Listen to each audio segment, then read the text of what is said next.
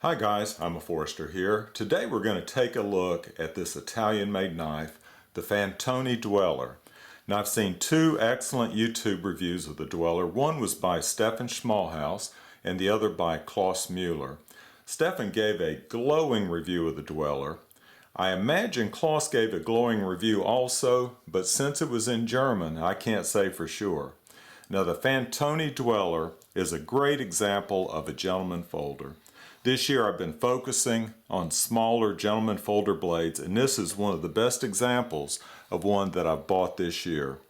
I happened across it at Knife Art's website. They only had one, and I bought it immediately. Now here are two statements that I can make about this particular Fantoni Dweller. One, this Fantoni Dweller is second only to my Chris Reeve Mnandi as an example of a classic gentleman's folder. It's a keeper that I'll have in my collection the rest of my life. Number two, the quality of construction of this Fantoni Dweller is so poor that I almost sent it back to Knife Art when I first unboxed it. The fact that both of these statements are true about the same knife makes this Fantoni Dweller a knife enigma. Let me explore both statements in more detail. Before I get started with the review, let's compare the Dweller to my Mnandi. The Mnandi will always be my standard for a gentleman folder. It has a great design and is made of premium materials. The build quality is second to none. So why is the Dweller a keeper? That was my first statement. Well, it is obviously an attractive knife. There was a lot of thought put into its design. It could be called an upscale paring knife with its short blade to handle ratio.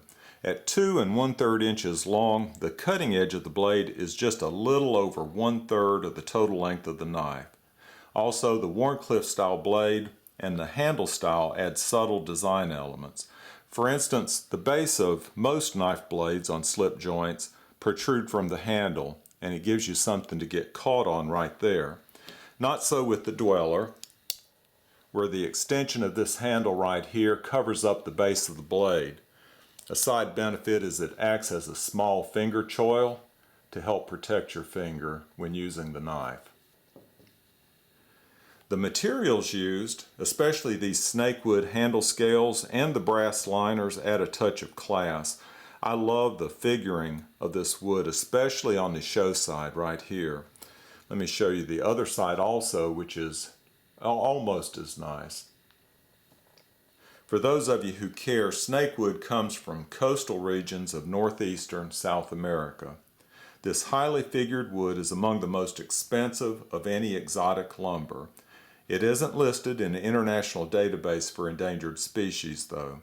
One downside to snakewood is the difficulty in working it. It's particularly brittle, as you'll see in a minute.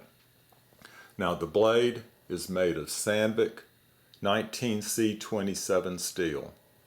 I don't have that much experience with this steel, but Sandvik says that it's the most wear-resistant knife steel grade that it makes. It was developed specifically for industrial blades for cutting cardboard and other tough fibrous materials. A downside to its excellent wear resistance is that it doesn't take keen edges though. Finally, the finish of all the materials is excellent. I would say that the blade has a satin finish, but the spine has a mirror polish. And I think that that makes for an excellent contrast with the wood and is a touch of class. Now, if it isn't obvious, the Dweller is a slip joint knife. It operates very smoothly. It has a half stop at a midway position right there, and that's just a point of convenience, really. Unlike these slip joints, which both have half stops, but they're there for a different reason. These have very stiff actions and strong back springs, and you need that half stop to protect your hand from the knife blade closing on it. That's not the case with the Dweller. It has probably the easiest action of any slip joint knife that I have. It opens and closes very easily. The half stop is just a point of convenience, not a necessity to keep your fingers safe. Have I convinced you yet that this Fantoni Dweller is a keeper? Well, let me tell you why I almost sent it back. One of the most basic signs of quality construction in any knife is how well the handle layers fit together. Check the wood inlays in this Chris Reeve Mnandi. You've seen this in my videos from time to time. It's the highest quality knife probably that I have, and might be my very favorite knife. I don't think you'll see any gaps at all between the wood inlays and the handle frame. How about this Madison Barlow? You've seen a video of mine of this knife. I know I'm a tough grader, and I took a point or two off for a gap right there between the Osage orange handle scales and the steel bolster. But other than that, perfect fit and finish. Even this Low and Messer knife that I just did a review on has excellent fit and finish, even at this price point, which is probably about 1/3 or 1/4 the price of the Fantoni Dweller. So how bad is the Dweller? Well, let's take a closer look, and I'll shine a light on it to help illustrate the problem. Now just remember, all that glitters is not gold. And if you see anything glittering down in this area right here, it's the brass liner that's sticking up above the wood handle scales.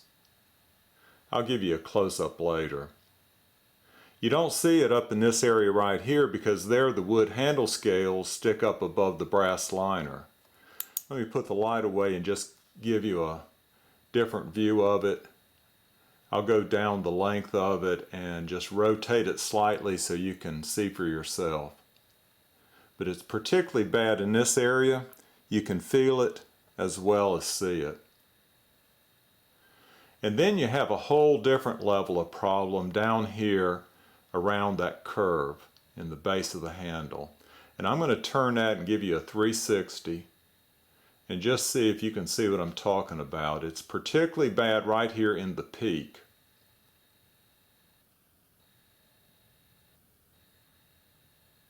None of those layers, the wood, the brass, or the steel, line up. And that's not expected. I didn't expect to see that kind of problem. Now, I might be gullible enough to believe that this is part of the overall design for the knife, but I wouldn't have designed it that way. Somebody else might have. But there are other signs of quality problems. Remember how brittle this particular wood is, snake wood? Well, here's a small splinter that was finished over rather than replacing the handle scales. And it's so small I don't know that you'll be able to see it, but it's right here where I'm rubbing on my finger. You can feel it. And I'll try to give you a view of it. It's right there. Try to give you a close-up. I think you can see it. Right there. It's sort of in the illuminated part. But that's a splinter that was caused from working the wood. It is small, and I hope that it's stabilized, but it's large enough to see and feel. It should have been replaced. Now there are several smaller quality issues, like how the back spring stands proud when it's at half stop. Right there. That's not on some of my other knives. Also the gap between the blade and the back spring when it's fully opened. And then another slight issue is the blade is slightly off center. I think you can see that. That's why when I first saw the knife I thought, I'm going to have to send this back. My second thought was, no way, I love it. It's a keeper. The bottom line is that it's a beautifully designed knife with some inherent flaws. It's my gentleman folder Enigma wrapped in a conundrum. Y'all take care.